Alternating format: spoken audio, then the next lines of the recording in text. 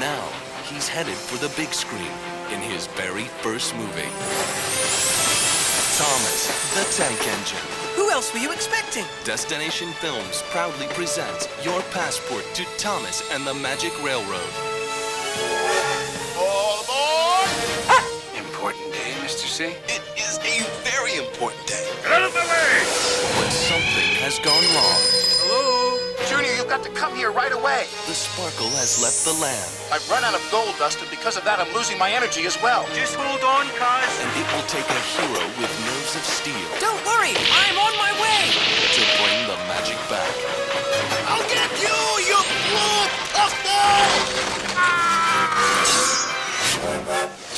This summer, you're invited to unwind. This is just like the fun fair!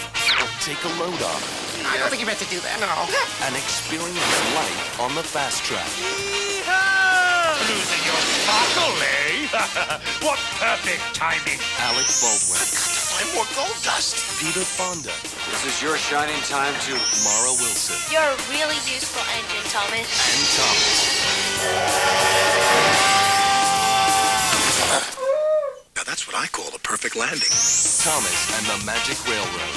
This summer, share the wonder with your family. I'll save a seat for you!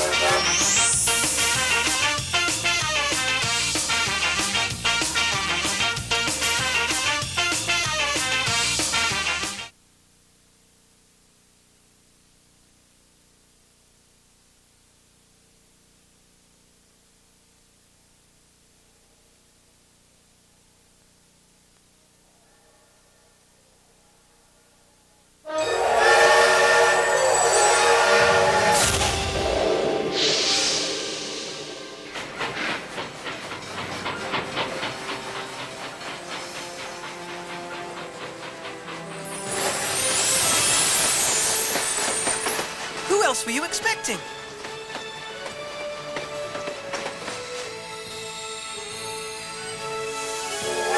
All aboard! Important day, Mr. C. It is a very important day. Get out of my way! Hello? Junior, you've got to come here right away. I've run out of gold dust, and because of that, I'm losing my energy as well. Just hold on, cuz. Don't worry, I'm on my way! I'll get you, you blue puffball!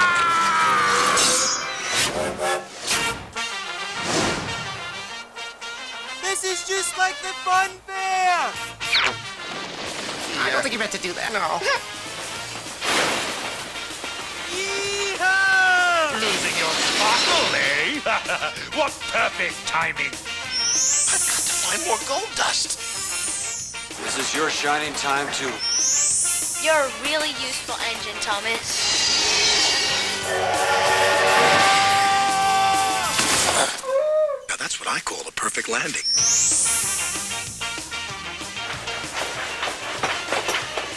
I'll save a seat for you!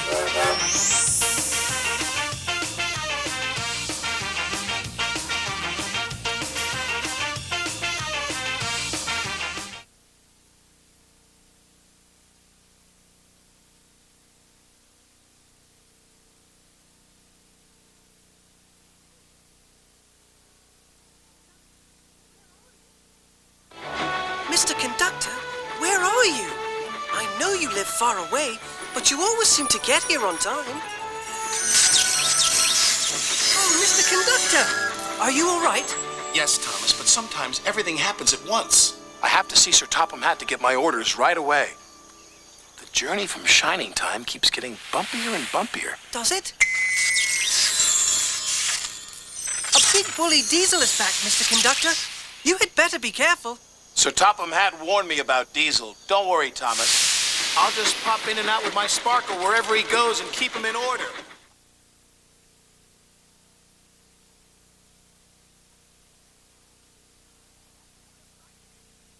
Left a bit. No, right a bit. Up a bit. Oh. There, James. Tickle all gone now? No, still itchy. Hey, Mr. C, why do you look so tired? Is it because I'm red? Diesel says red is a very tiring color, but Mr. C, red looks so nice against the snow. It's not me, is it? Oh, no, of course not, James. I think that red is bright and cheerful. Oh, good. Just like my sparkle. Or at least it was.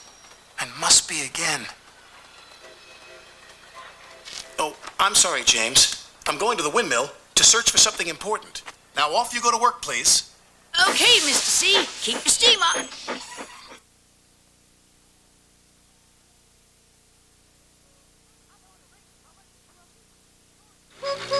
How about a race, Thomas? Sorry, Bertie, I can't today. I have to be a really useful engine and solve some mysteries instead. I guess that means I win. Perhaps another day.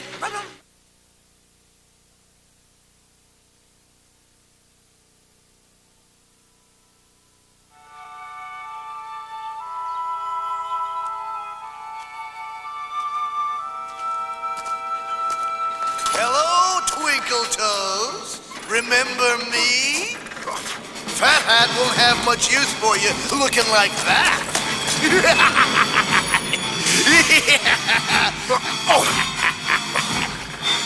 Oh, I see you forgot to bring the sugar.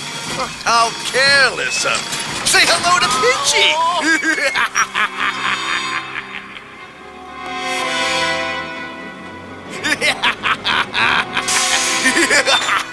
Okay, Twinkle Toes. I know about the buffers.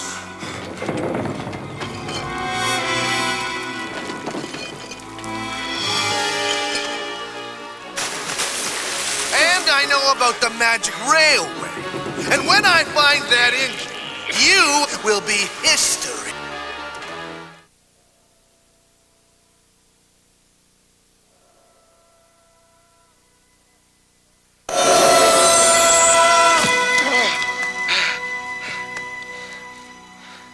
Where are we? The island of Soda, of course. This way. Good morning!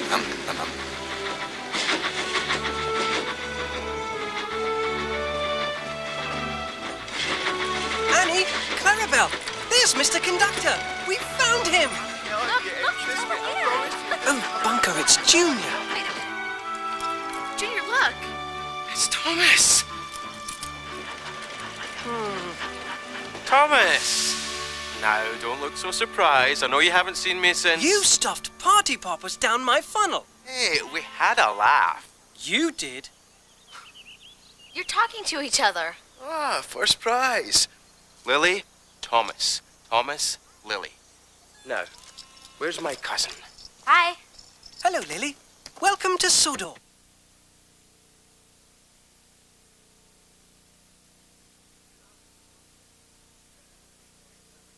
Thomas, will you please take Lily? Through the buffers? But what if I go on the railway and my wheels don't work? But what if they do? But what if... Yes? What if it's dark It will be for a while. and cold? Maybe. And how will I get back again? Because you're a really useful engine and we'll find a way.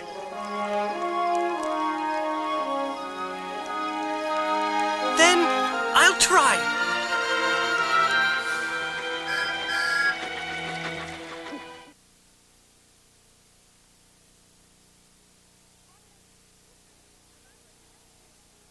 Run, lady, quickly, and I'm going to help you. So am I, milady. I'll not let you down again. Ah, who needs you, Splodge? Watch out for the viaduct. It's dangerous. Now I'll get you, Burnett Stone. No, you won't, because the magic you refuse to believe in will get the better of you. You can run, but you can't hide. Come on, lady.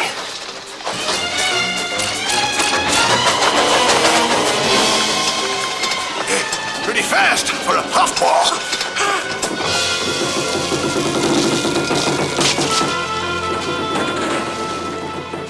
Well, lady, this is your shining time, too. I hope so. Come on, lady. Little engines can do big things.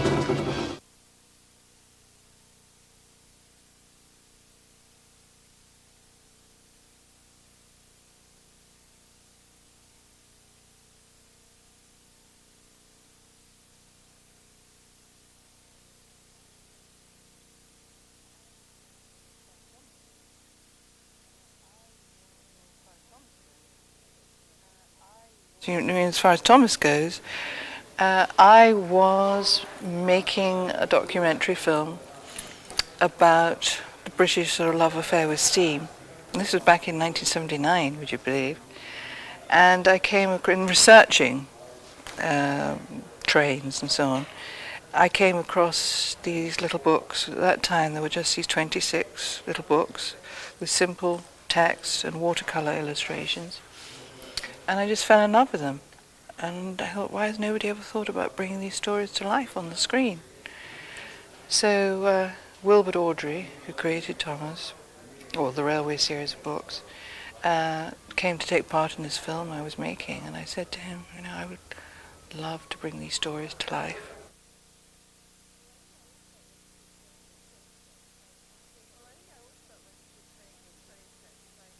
Well, I think I always felt like a kid playing with a train set, because I've still got the one I had when I was little. But it's quite hard when you have created something, and when you then live with it, to kind of step out totally outside of it and see it as anybody else sees it. So in a way, it still comes as a shock if I'm like on the other side of the world in Japan or something, and I'm at an airport. And there's a little kid and he's all dressed like Thomas the Tank Engine, he's playing with Thomas the Tank Engine, and it's, wow, here I am, and there he is, and it's like there's this huge family that's connected, because everywhere in the world, because they see Thomas as part of their lives, part of the furniture of life, as I like to call it.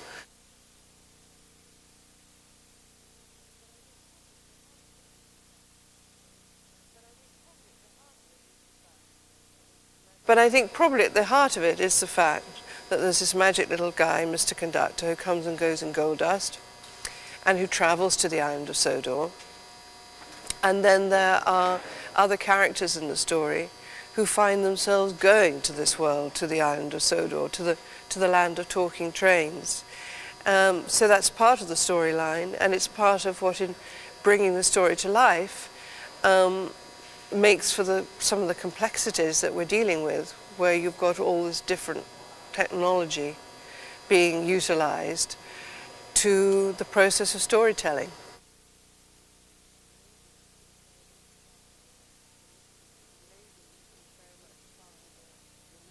And Lady is very much a part of the mystery of the story.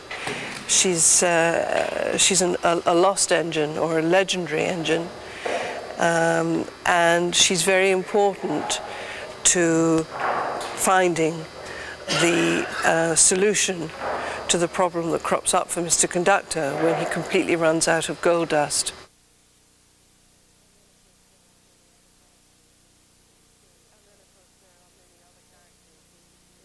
And then, of course, there are many other characters in the story itself. First and foremost is Lily, who's the 12-year-old girl who is going off to stay with her grandpa, Burnett Stone. Lily's played by Maura Wilson, and Burnett Stone is played by Peter Fonda. And she's reluctant about going in the first place, but she ends up going on this extraordinary journey, which is both geographically an extraordinary journey, and emotionally it turns out to be something of a journey for her and her grandpa.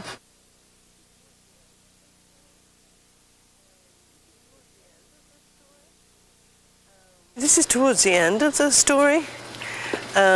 Diesel 10, who, as Thomas tells us at the beginning of the story, is the 10 being 10 out of 10 for devious deeds and brutal strength, and who has been really beastly to all the engines through the story, and indeed to Mr. Conductor, gets his comeuppance in a major way.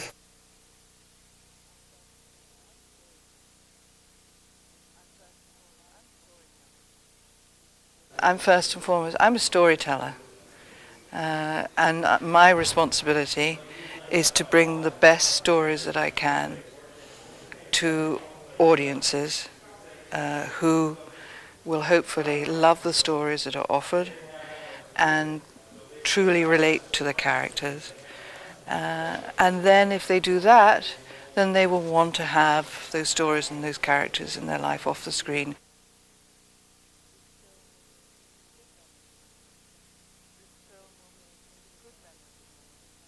This film will make good memories for them, that will make it a shared experience for a family, and that will make a good memory, and that for those who already know Thomas and his friends, they'll get all the best that is familiar to them, and they'll get more that's new to them, and they'll enjoy it.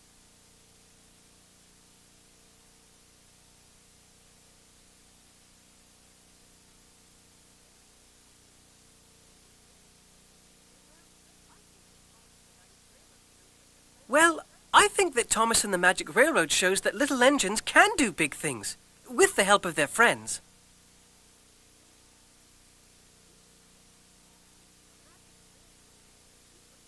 Oh, the Magic Railroad is a secret connection between Shining Time and the island of Sodor.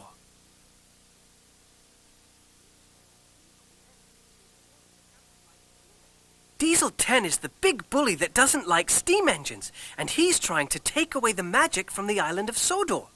In Thomas and the Magic Railroad, Mr. Conductor, Lily, and Grandpa Burnett help me and the other steam engines restore the magic and order.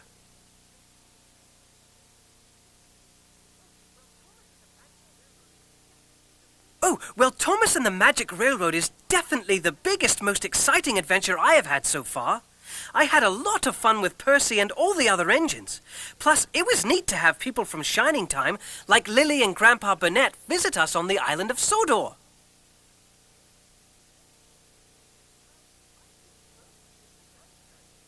Well, I think both children and parents enjoy my adventures, because together we go to places of fun and magic. In Thomas and the Magic Railroad, Grandpa needs to be reminded about the magic in all of our lives.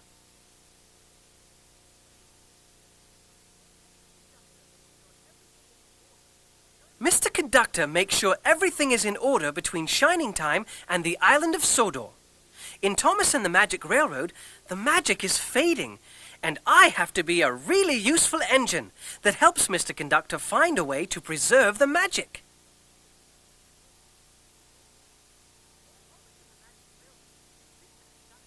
In Thomas and the Magic Railroad, Mr. Conductor and all of us engines believe in the 3 R's.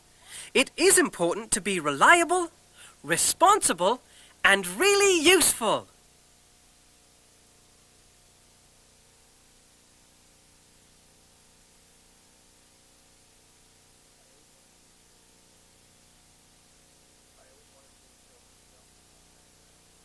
I always wanted to do a children's film, and especially since I have a child in the last 4 years, and a lot of times you think you want to do a children's film for the sake of doing one, but it might not be a good movie. And I read this, and it was a really good movie. And I thought, this is, an easy one. And I had done the TV show, a season of the voiceovers for the TV show with Britt, and taped those voices. And I really liked Britt. I thought that when you do a movie and you work with people that you respect and you think that they're onto something and you like them personally, it makes it easy.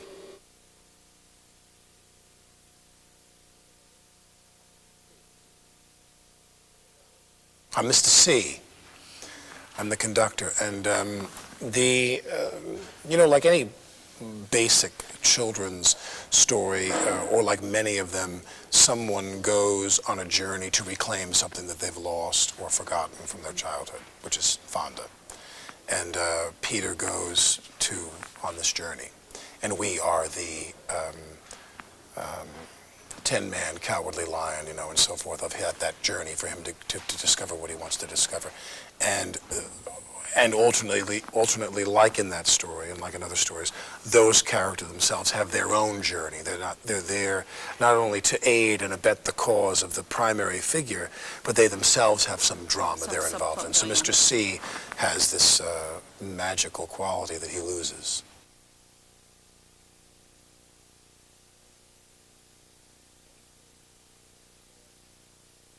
Anything that employs the kind of I don't know what the Lewis Carroll or anything you want to call it, the kind of fantastical elements of it.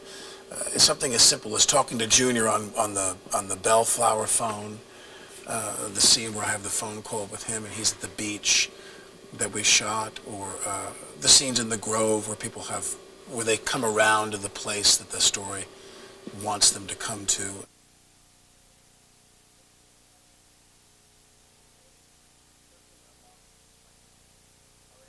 Certainly among my favorite scenes of the movie, or anything with Michael Rodgers, I have to say. What's the word I'm thinking of? The unsinkable Michael Rodgers.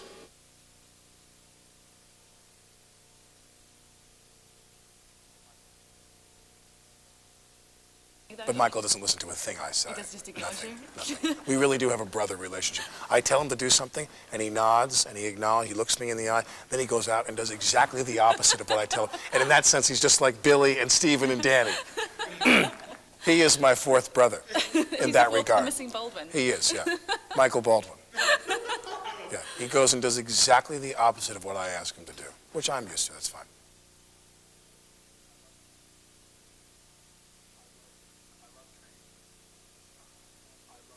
I love trains.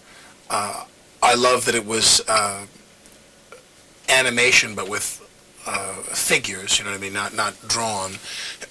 And I loved the sweetness of it, I must say.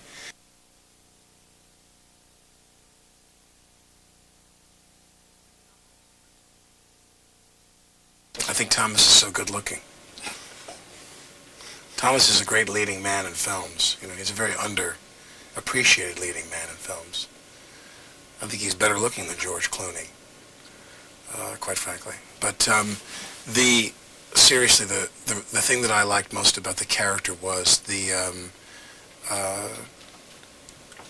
was that I thought that he was fun and funny and just a little bit kind of playful. You know, sometimes you have characters that are positive characters for children that you want them to see, and they're not a lot of fun. And I think the most important thing about the Thomas series is that the characters within the program seem to be having fun with each other.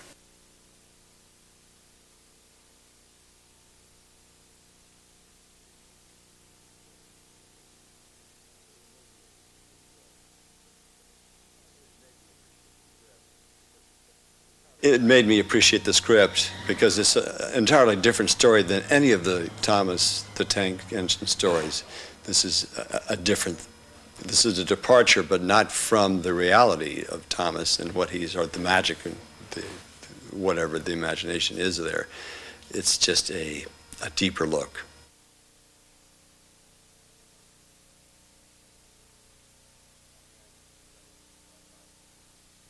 A man who is shutting himself out of the world.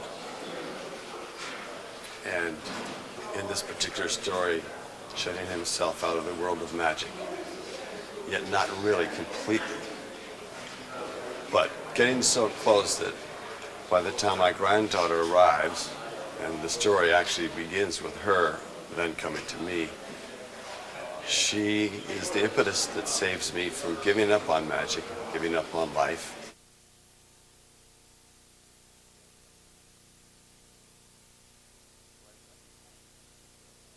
Which brings us right back to Thomas the Magic Railroad. Because things have gotten messed up real badly. We don't have a lot of time. We have to get it right, and we depend upon Grandpa Stone to come to his senses and get on the right track.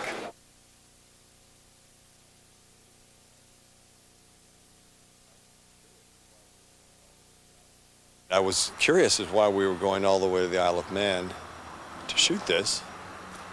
And my curiosity literally ended today doing this scene when I saw one of the steam trains come by.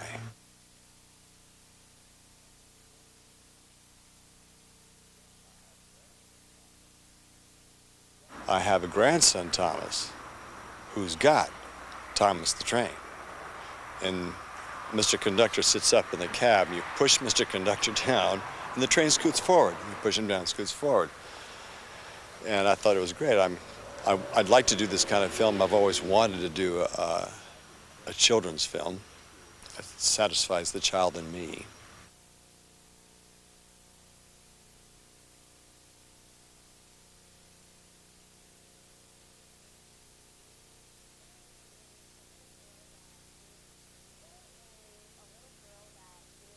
Lily is a little girl that lives in the big city, you know, with her parents.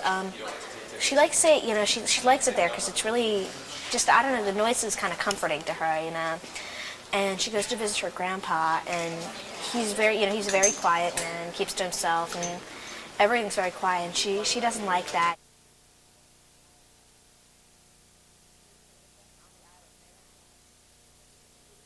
On the Isle of Man, it was just beautiful, like Grandpa's house. I love that because, you know, the blue ocean and the green rolling hills, and it's just, you know, just gorgeous, you know, just great.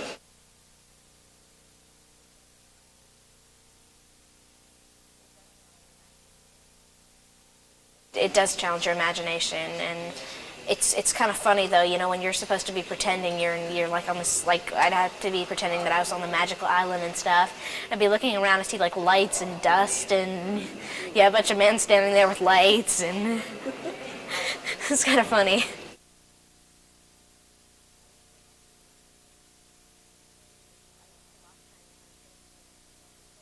I used to watch Shining Time Station when I was really little. And yeah, I can like vaguely remember it.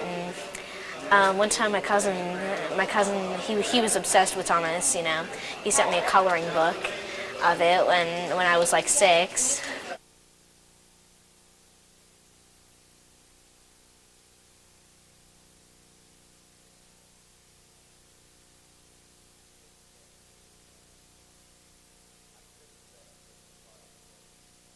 I think that there's a part of him that is definitely the child that I wished I could have been, and that's the magic about being in movies, is that you can often go back and relive parts of your life that you didn't really have a chance to go through experientially as you were growing up.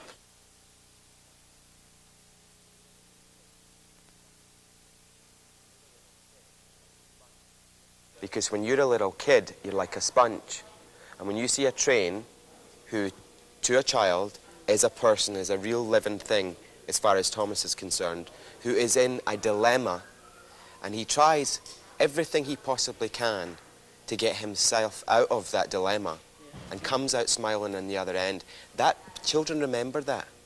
Children are extremely astute and smart. As somebody was saying to me, a child is not a child, they're just a small person, you know. And when you give to the society in ways of stories and moral tales, and instill people with optimism, I think that's a wonderful, wonderful thing, because we don't have enough of it.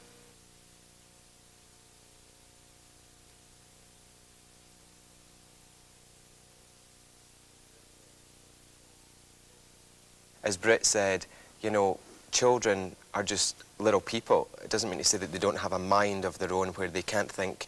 And, you know, the minute you start treating them like children, it doesn't, they don't care as much. Do you know what I mean?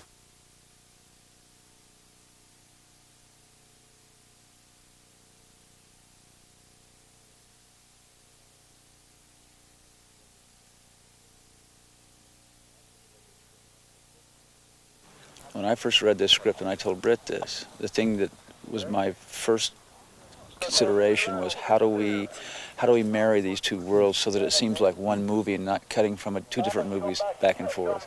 And I now have a sense of how that's going to work. Part of it has to do with the color palette, the kind of the playfulness in terms of color that Britt has included, and also part of it has to do with just Britt's own special she finds little vignettes to do in the real world that give it a playful quality that I think will help it sort of tie into the toy world we go into when we go into Thomas and the models.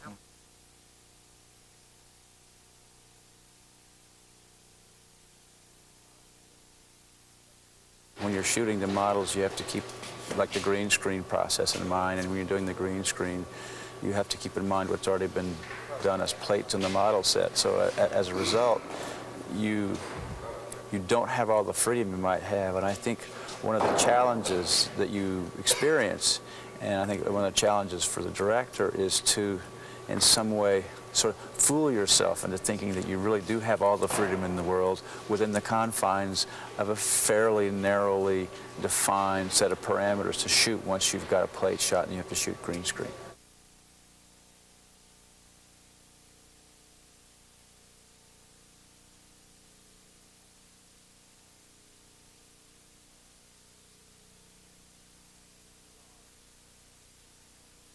If you are shooting Thomas and also involving CGI work, most of the television series, in fact all of the television series, has never relied on any CGI at all.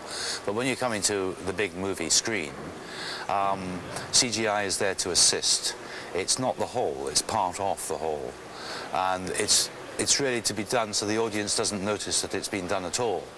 It's very useful, CGI. It's, as I said, it embellishes, it increases, it can achieve certain shots which would be totally impossible in certain circumstances to achieve ourselves, because some of the shots that have to be done are in real landscape situations where you would need the real full-sized Thomas to actually perform the act. It's CGI's art that can actually achieve that kind of shot. But it's not to be overused. It's not that kind of movie.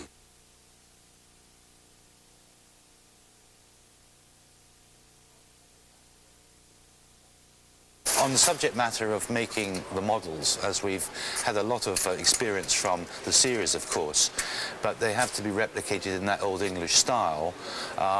The experts that we bring in, and I consider them experts, are architectural model builders who would actually replicate those kind of things like they do with bridges. The guys who work in metal, the guys who work in plastics, the mold makers, there's a colossal amount of them. There's about a 40 model making team, 40 people at the start of anything, and they're all actually doing all separate things to achieve what you see on there. So some are making trees, some are making landscapes, some are making engines.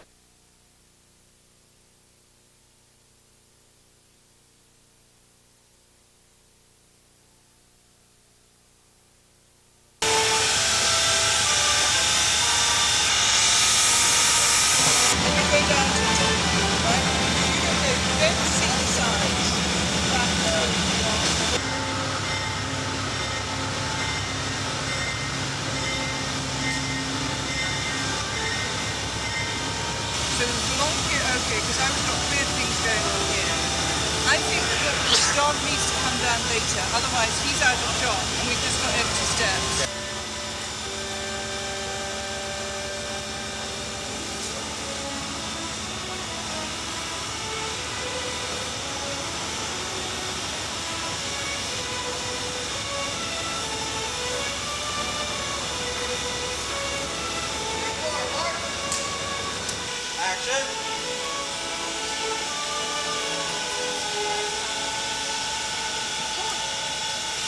Up, rolling sound.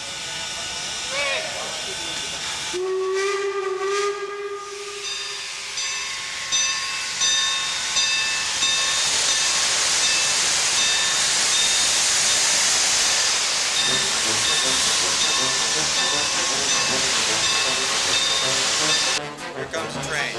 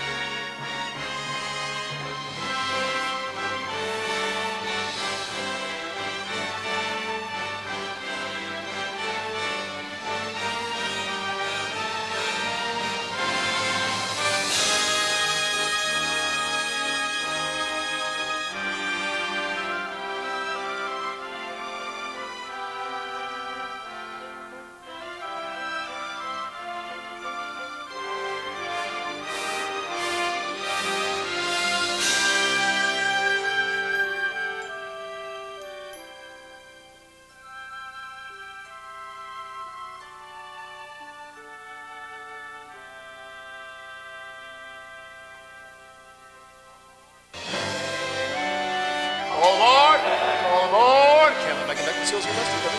So Top Hat has given me a very big responsibility for the very, has given me a big, don't say very twice. So Top Hat has given me a big responsibility for the very first time. He told me that a new diesel has arrived and I have to make sure that he behaves himself.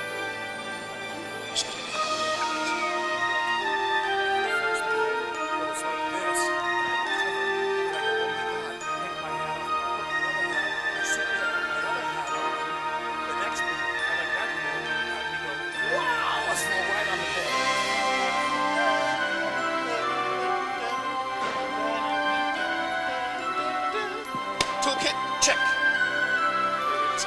Ticket punch, check. All aboard! All aboard! Sir Top Hat has given me a big responsibility for the very first time.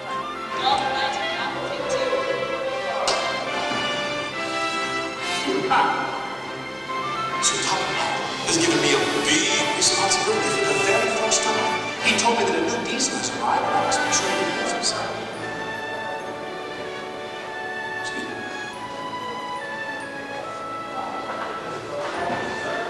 Thank you. I must be responsible, liable, and really useful.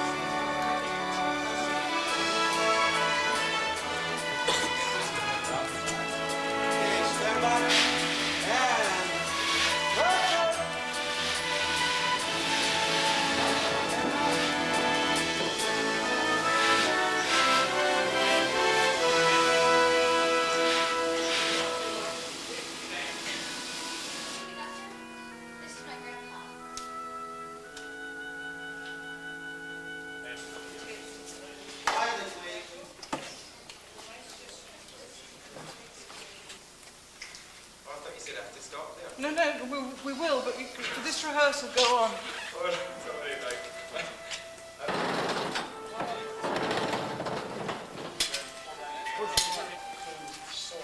Gold dust. Lady! That's what what's wrong? Don't want to go. Watch out for the viaduct. It's dangerous. Watch.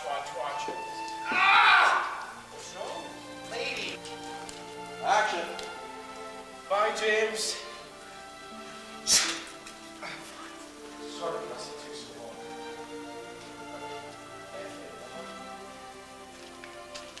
We're all out of gold dust.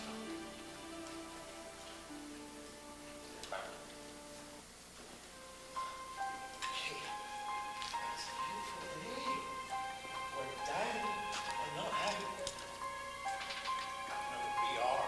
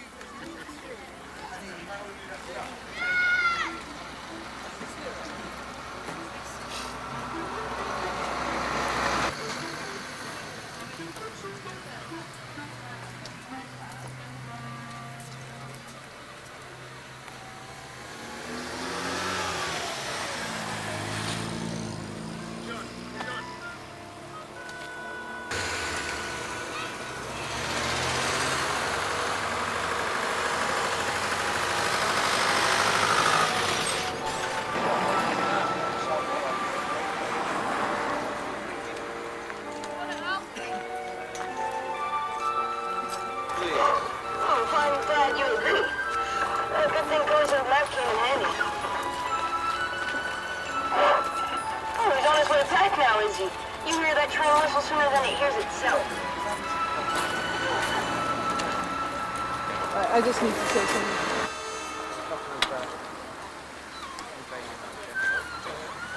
Say that there's 2 dumps into the bird feeder, so I know when to go up. All right, up to Peter. 7, take 1. Mark. Marker. Settle, please. Settling. Frame. Action!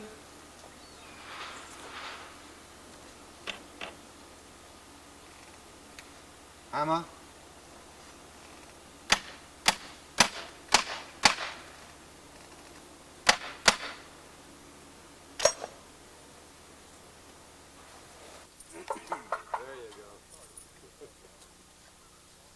So maybe even discover, a little bit low like this.